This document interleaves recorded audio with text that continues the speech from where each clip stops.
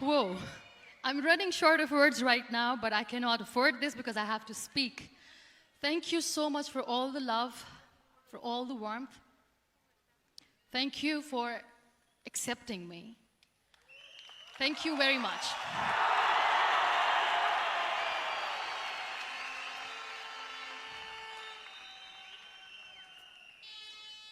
Well, I always start my talk with a disclaimer. And that disclaimer is that I've never claimed to be a motivational speaker. Yes, I do speak, but I feel more like a storyteller because wherever I go, I share a story with everyone.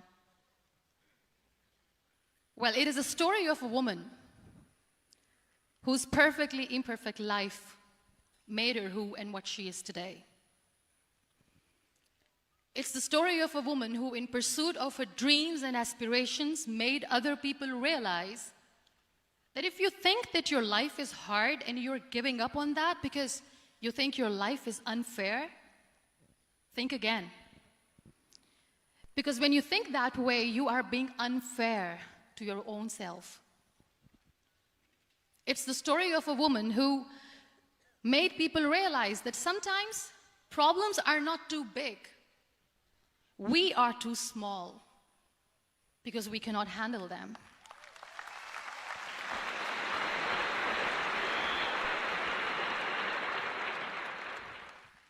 It is the story of a woman who with time realized that real happiness doesn't lie in success, money, fame. It lies within. Real happiness lies in gratitude. So I am here, and I'm going to share the story of that woman. That is my story. The story of gratitude.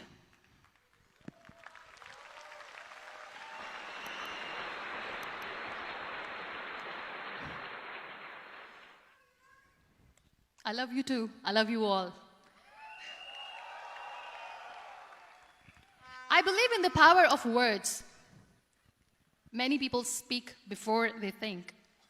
But I know the value of words. The words can make you, break you, they can heal your soul, they can damage you forever.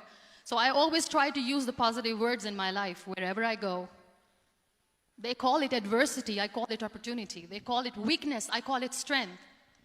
They call me disabled, I call myself differently abled. They see my disability. They see my disability, I see my ability. There are some incidents that happen in your life, and those incidents are so strong that they change your DNA. Those incidents or accidents are so strong that they break you physically. They deform your body, but they transform your soul.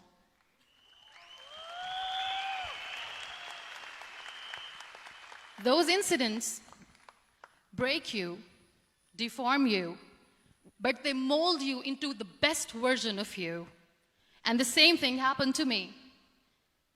And I'm going to share what exactly happened to me. I was 18 years old when I got married. And this thing I'm sharing for the very first time on an international level. I was 18 years old when I got married. I belonged to a very conservative family, a Baloch family, where good daughters never say no to their parents. My father wanted me to get married. And all I said was, if that makes you happy, I'll say yes. And of course, it was never a happy marriage. Just about after 2 years of getting married, about 9 years ago, I met a car accident. Somehow my husband fell asleep and the car fell in the ditch. He managed to jump out, saved himself. I'm happy for him. But I stayed inside the car and I sustained a lot of injuries. The list is a bit long. Don't get scared. I'm perfectly fine now. Radius ulna of my right arm were fractured. The wrist was fractured. Shoulder bone and collarbone were fractured. My whole rib cage got fractured. And because of the rib cage injury, lungs and liver were badly injured. I couldn't breathe.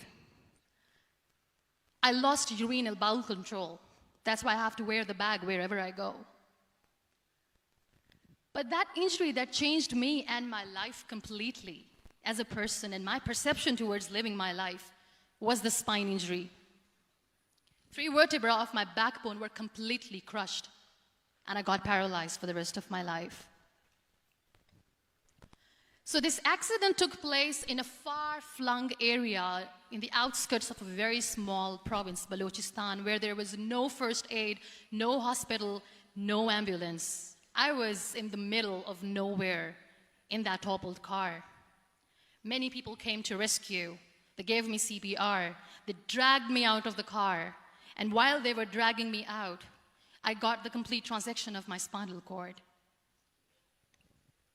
And now there was this debate going on. Should we keep it here? She's going to die. Where should we go? There is no ambulance. There was this 4-wheeler Jeep standing in the corner of the street. They said, put her in the back of the Jeep and take her to the hospital, which is 3 hours away from this place. And I still remember that bumpy ride. I was all broken. They threw me at the back of the Jeep and they rushed me to the hospital. That is where I realized that my half body was fractured and half was paralyzed. I finally ended up in a hospital where I stayed for 2.5 months. I underwent multiple surgeries. Doctors have put a lot of titanium in my arm. There's a lot of titanium at my back to fix my back. That's why people in Pakistan call me the Iron Lady of Pakistan.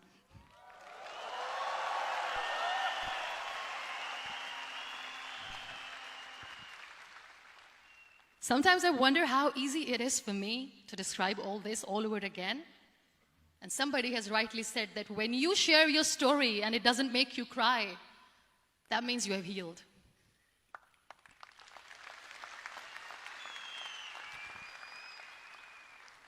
Those 2.5 months in the hospital were dreadful.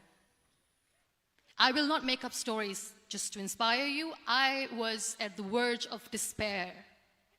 One day, doctor came to me and he said, well, I heard that you wanted to be an artist, but you ended up being a housewife. I have a bad news for you. You won't be able to paint again because your wrist and your arm are so deformed, you won't be able to hold a pen again. And I stayed quiet. Next day, doctor came to me and said, your spine injury is so bad, you won't be able to walk again. I took a deep breath and I said, it's all right. The next day, doctor came to me and said, because of your spine injury and the fixation that you have in your back, you won't be able to give birth to a child again. That day, I was devastated. I still remember, I asked my mother, why me? And that is where I started to question my existence. Why am I even alive? What's the point of living? I cannot walk, I cannot paint, fine. I cannot be a mother. And we have this thing in our heads, being women, that we are incomplete without having children. I am going to be an incomplete woman for the rest of my life. What's the point? People are scared. They think I will get divorced. What is going to happen to me? Why me? Why am I alive? We all try to chase this tunnel. We all do this because we see light in the end of the tunnel, which keeps us going. My dear friends, in my situation, there was a tunnel that I had to roll on, but there was no light. And that is where I realized that the words have the power to heal the soul. My mother said to me, this too shall pass. God has a greater plan for you. I don't know what it is, but He surely has.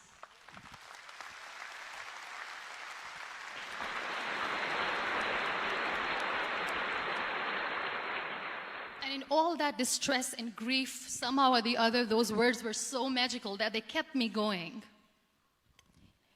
I was trying to put that smile on my face all the time, was hiding.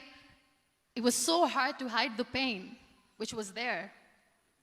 But all I knew was that if I will give up, my mother and my brothers will give up too. I cannot see them crying with me. So what kept me going was, one day I asked my brothers, I know I have a deformed hand, but I'm tired of looking at these white walls in the hospital and wearing these white scrubs. I'm getting tired of this. I want to add more colors to my life. I want to do something. Bring me some colors. Bring me some small canvas. I want to paint. So the very first painting I made was on my deathbed, where I painted for the very first time. It was not just an art piece or just my passion. It was my therapy. What an amazing therapy it was. Without uttering a single word, I could paint my heart out. I could share my story. People used to come and say, what lovely painting, so much color. Nobody could see the grief in it. Only I could.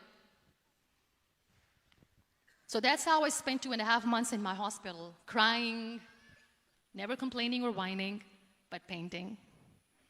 And then I was discharged, and I went back home. And I went back home, and I realized that I have developed a lot of pressure ulcers on my back and on my hip bone. I was unable to sit. There were a lot of infections in my body, a lot of allergies. So doctors wanted me to lie down on the bed straight for not 6 months, for not 1 year, for 2 years. I was bedridden, confined in that one room, looking outside the window, listening to the birds chirping, and thinking maybe there will be a time when we'll be going out with the family and enjoying the nature. That was the time where I realized how lucky people are, but they don't realize. That is the time where I realized that the day I'm going to sit, I'm going to share this pain with everyone to make them realize how blessed they are, and they don't even consider them lucky. There are always turning points in your life. There was a rebirth day that I celebrated. After 2 years and 2.5 months, when I was able to sit on a wheelchair, that was the day when I had the rebirth. I was a completely different person. I still remember the day I sat on the wheelchair for the first time, knowing that I'm never going to leave this, knowing that I won't be able to walk for the rest of my life. I saw myself in the mirror, and I talked to myself. And I still remember what I said. I cannot wait for a miracle to come and make me walk. I cannot sit in the corner of the room crying, cribbing, and begging for mercy because nobody has time. So I have to accept myself the way I am. The sooner, the better. So I applied the lip color for the first time.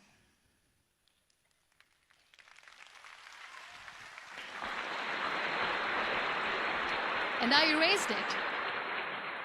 And I cried. And I said, what am I doing?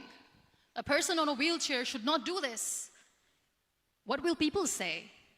Clean it up. I put it again.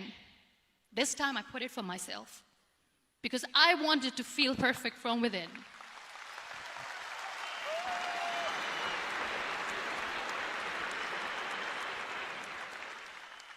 And that day I decided that I'm going to live life for myself. I am not going to be that perfect person for someone. I am just going to take this moment and I will make it perfect for myself.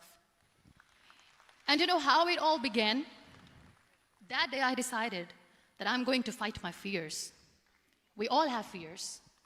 Fear of unknown, fear of known, fear of losing people, fear of losing health, money. We want to excel in career, we want to become famous, we want to get money. We are scared all the time.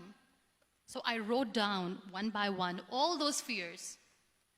And I decided that I'm going to overcome these fears one at a time. You know what was my biggest fear? Divorce. I couldn't stand this word. I was trying to cling on to this person who didn't want me anymore, but I said no. I have to make it work. But the day I decided that this is nothing but my fear, I liberated myself by setting him free. And I made myself emotionally so strong that the day I got the news that he's getting married, I sent him a text that I'm so happy for you and I wish you all the best. And he knows that I pray for him today.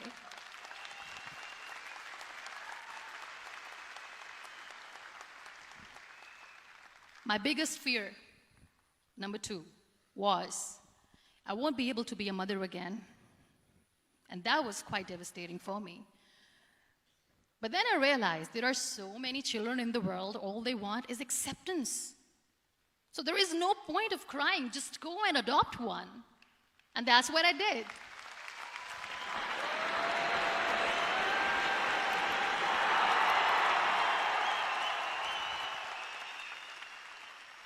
I gave my name in different organizations, different orphanages. I didn't mention that I'm on a wheelchair, dying to have a child. So I just told them that this is Muniba Mazari and she wants to adopt a boy or girl, whatsoever, but I want to adopt a kid. And I waited patiently. 2 years later, I got this call from a very small city in Pakistan. I got a call and they said, "Are you Muniba Mazari? There is a baby boy and would you like to adopt?" And when I say yes, I could literally feel the labor pain. I said, yes, yes, I am going to adopt him. I am coming to take him home.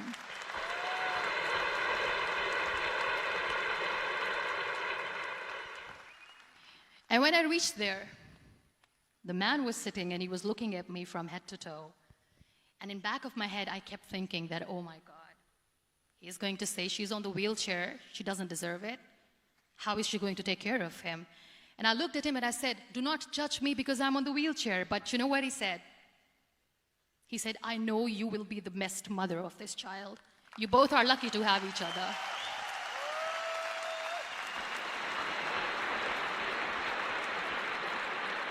And that day, Niall was 2 days old, and today he's 6.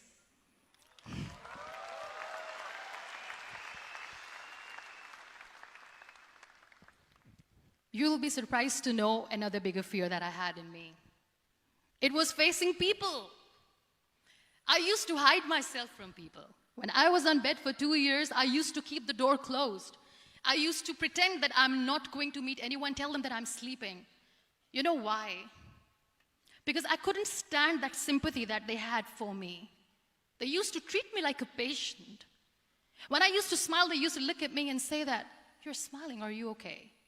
I was tired of this question being asked, "Are you sick?" Well, a lady yesterday at the airport asked me, "Are you sick?" And I said, well, besides the spinal cord injury, I'm fine, I guess.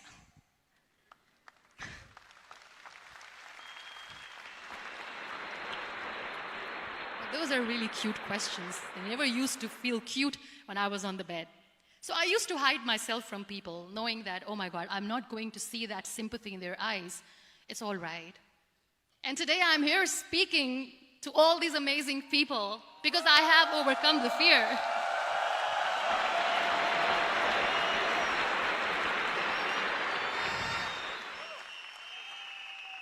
You know, when you end up being on the wheelchair, what's the most painful thing? That's another fear that people on the wheelchair or the people who are differently abled have in their hearts, but they never share. I'll share that with you. The lack of acceptance. People think that they will not be accepted by the people because we, in the world of perfect people, are imperfects. So I decided that instead of starting an NGO for disability awareness, which I know will not help anyone, I started to appear more in public. I started to paint. I always wanted to. I have done a lot of exhibitions. I'm Pakistan's first wheelchair-bound artist. I have done a lot of modeling campaigns, different campaigns for brands like Toni and Guy.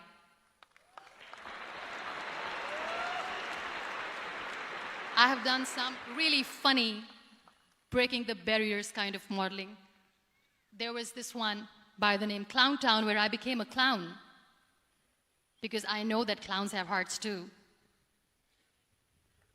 And then I also decided that if I really want to make the difference, I am not going to let people use me for their polio campaigns where they will make you a victim and an emblem of misery and mercy and will say that, you know what, give polio drops to your children or they'll become like this girl.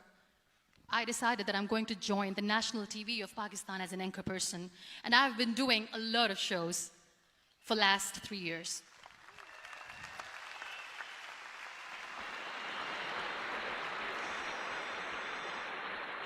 So when you accept yourself the way you are, the world recognizes you. It all starts from within.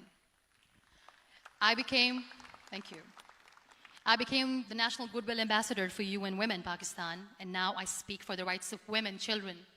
We talk about inclusion, diversity, gender equality, which is a must. I was featured in BBC 100 Women for 2015. I'm one of the Forbes 30 under 30 for 2016. And it all didn't happen alone.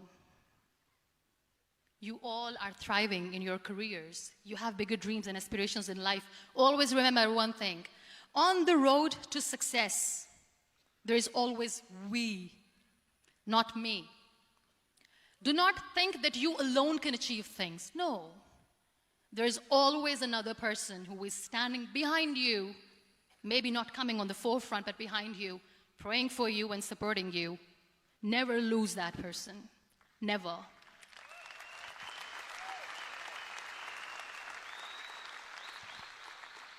No matter how much I say that I couldn't find a hero, so I became one, I still want to recognize those 3 people in my life who literally changed my life completely, and I get inspiration from them every single day. Waleed Khan. Many people know about the terrorist attacks in Pakistan. We have lost many people. And I'm sharing this with a very heavy heart because we actually have lost a lot of people in this huge turmoil of terrorism. These people are barbarians. They do not see people. They're even worse than animals.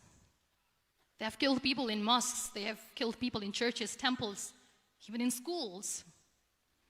There was this terrorist attack in Army Public School, Peshawar, where these terrorists entered in an examination hall and they killed our children.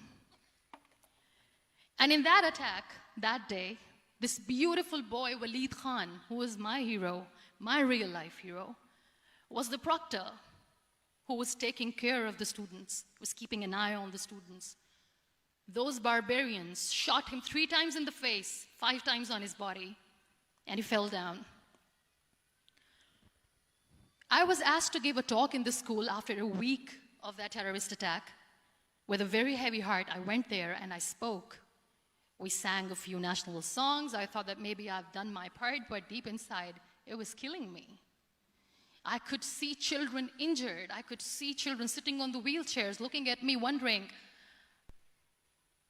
what next? What was our fault? Just because we were here to give examination, we have been shot. So many people, so many children lost their friends. Their classrooms were empty. The next day they went to the classroom. So this kid, Waleed Khan, I was asked that he is in a hospital right now, and you have to go and see him and motivate him and tell him that it's going to be okay. And when I saw Waleed Khan coming on the wheelchair for the first time in front of me, face was all deformed. His leg was fractured, his arm was fractured. He couldn't talk, he lost his teeth. He cannot sneeze, he cannot smell. He cannot eat. And I kept thinking, what should I say? That everything is going to be all right? No, nothing is all right. And while I was juggling with the words, what to say, what not to say, this beautiful child, Waleed Khan, came to me and he said, "Are you Muniba Mazari?" I said, "Yes." He said, "Baji, let's take a selfie."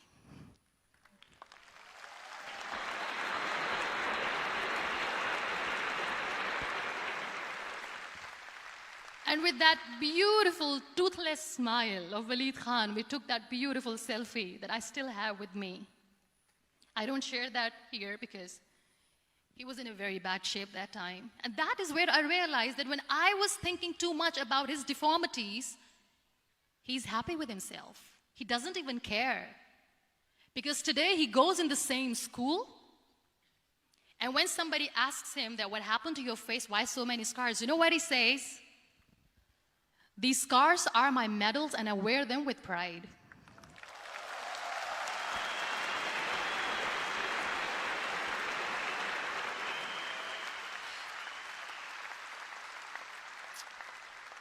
And how beautifully he says the terrorists wanted me not to study. I am going to study. I will become a doctor one day.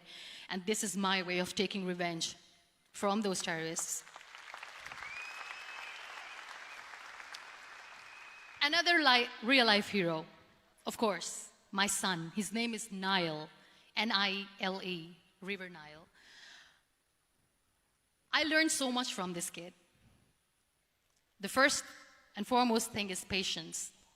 How to be patient when you know that your mother cannot walk, when you know that your mother is different from the other women, when you know that your mother cannot go out and play with you, how to stay calm. He loves football. And when we got the very first football, he was 4 years old. He was super excited. I still remember he came in the room and he said, "Mom, let's play football." And he kept the ball in my feet. And he said, "Let's kick it." And that day I felt disabled. I said, "I cannot kick the ball." And I was down with the same face. He looked at me and he said, "Well, that's all right. Your legs are not working, but your hands do. Let's play catch the ball."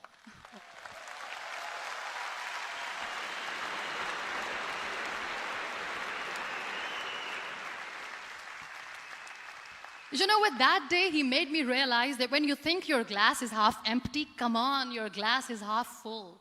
It's all in here and here.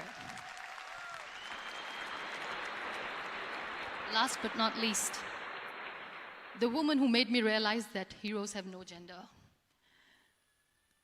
The woman who believed in me even when I was completely at the verge of despair, where everybody left, she was there. And every time I looked at her, without saying anything, she used to look at me and said, "This too shall pass. God has a bigger plan. And one day you will say that, oh my God, that is why God has chosen me." She never cried in front of me. She has always said that there will be haters, there will be naysayers, there will be disbelievers, and then there will be you proving them wrong. My mother.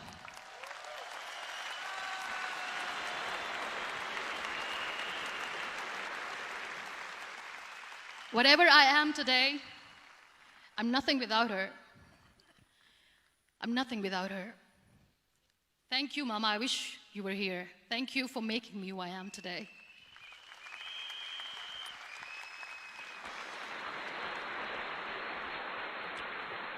You know what? We human beings have a problem.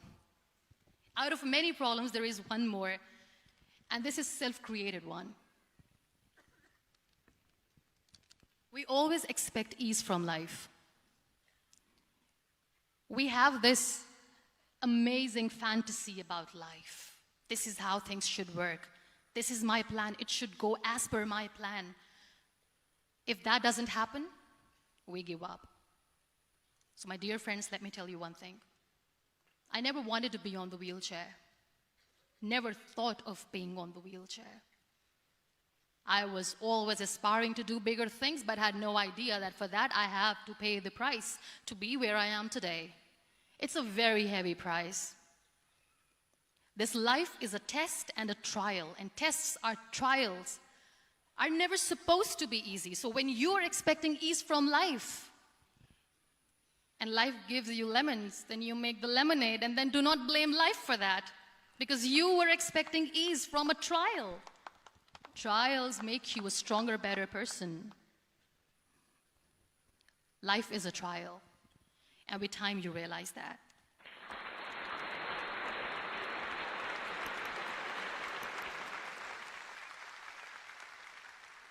It is okay to be scared. It is okay to cry. Everything is okay, but giving up should not be an option. They always say that failure is not an option. Failure should be an option, because when you fail, you get up, and then you fail, and then you get up, and that keeps you going. That's how humans are strong.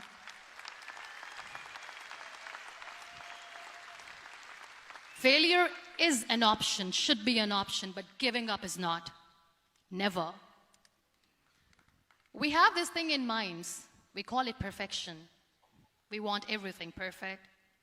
We want ourselves to be perfect. There is this image in our head about everything. Perfect life, perfect relationships, perfect career, perfect amount of money that we need to earn no matter what. Nothing is perfect in this world. We all are perfectly imperfect, and that is perfectly all right. That's all right. We were sent here not to become the perfect people. Those people who tell you how to look perfect, even those people are imperfect. Trying to fight this fear of looking imperfect. I used to be perfect. I still remember. I got this compliment years ago when I used to walk. Oh my God, look at you. You're fair, you're tall, you're perfect. Look at me now. You're still perfect. Only the perfect eyes can see that. Only the perfect eyes will see that. Only the perfect eyes will see that. So yes, in all those imperfections, you have to listen to your heart. You don't have to look good for people. You don't have to be perfect just because other people want you to be perfect. If your soul is perfect from within, that's all right. This is all what you want. This is all what you need to be. Our society has made very weird kind of norms to look perfect and great. For men, it's different. For women, it's different. We think too much about what people say. We listen to ourselves too little. You know what makes you perfect? When you make someone smile. You know what makes you perfect? When you try to do something good for the people around you. You know what makes you perfect? When you feel someone's pain. And how beautiful pain is that it connects you with people. No other medium can connect you with others but pain. That's why I always say that I'm in pain, and that's a blessing in disguise for me. Today, just because I'm in pain and I'm on the wheelchair, I work for children. Being the head of CSR for a company, we conduct medical camps in far-flung areas of Pakistan where so many kids die because they don't have medical facilities. And I personally believe just because they cannot afford to live doesn't mean we'll let them die. So we give them money, we give them medical treatment, we try to heal their wounds, physical and emotional. And I also work for the beautiful people, we call them third gender, the transgender community of Pakistan. You know what connects me with them? All my imperfections. When I go and I hug them, they never judge me. And this very good friend of mine, her name is Bijli. Bijli means electricity. She calls herself electricity. And I said, are you electricity? She says, no, I'm lightning. I'm as strong as lightning. Because we have very bad power outage, so she doesn't want me to call her electricity. So she says, I am very strong. I'm thunder, I'm lightning. She came to me, and the first time I hugged her, she said, you are just like me. And I said, yes, I am like you. Because to people, we are so imperfect. So how beautiful these imperfections are, that because of these imperfections, you can connect with people. Then why are we all running after being perfect? What's the point?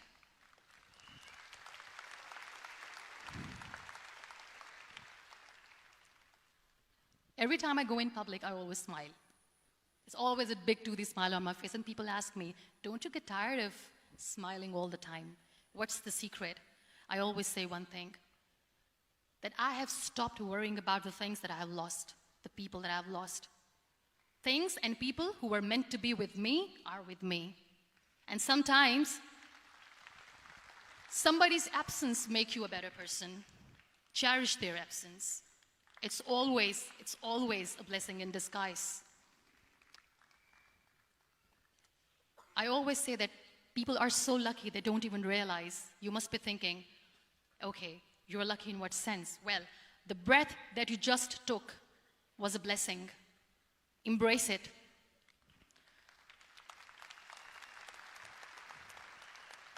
There are so many people in the world who are dreaming to live a life that you are living right now.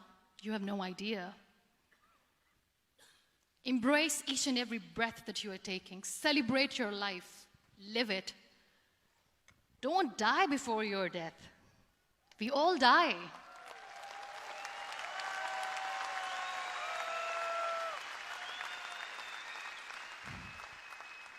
We live this one routine of a day for 75 years and we call it life. No, that's not life. If you're still thinking why you have been sent here, if you're still juggling with the concept of why you are here, you haven't lived yet. You work hard, you make money, you do it for yourself. That's not life. You go out, you seek for people who need your help, you make their lives better. You become that sponge which can absorb all the negativity, and you become that person who can emit beautiful, positive vibes. And when you realize that you have changed someone's life, and because of you, this person didn't give up, that is the day when you live. Always.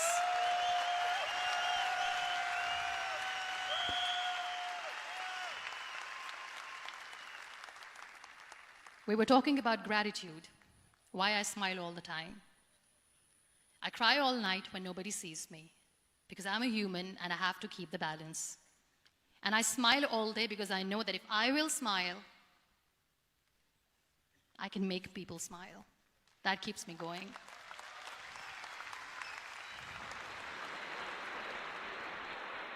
Be grateful for what you have. And you will always, always end up having more. But if you'll cry and if you'll crib for the little things that you don't have or the things that you have lost, you will never ever have enough. Sometimes we are too busy thinking about the things that we don't have that we forget to cherish the blessings that we have. I'm not saying that I'm not healthy and that makes me unlucky. But yes, it is hard. It is hard when I say that I cannot walk. It is hard to say when I wear this bag.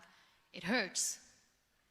But I have to keep going, because never giving up is the way to live, always.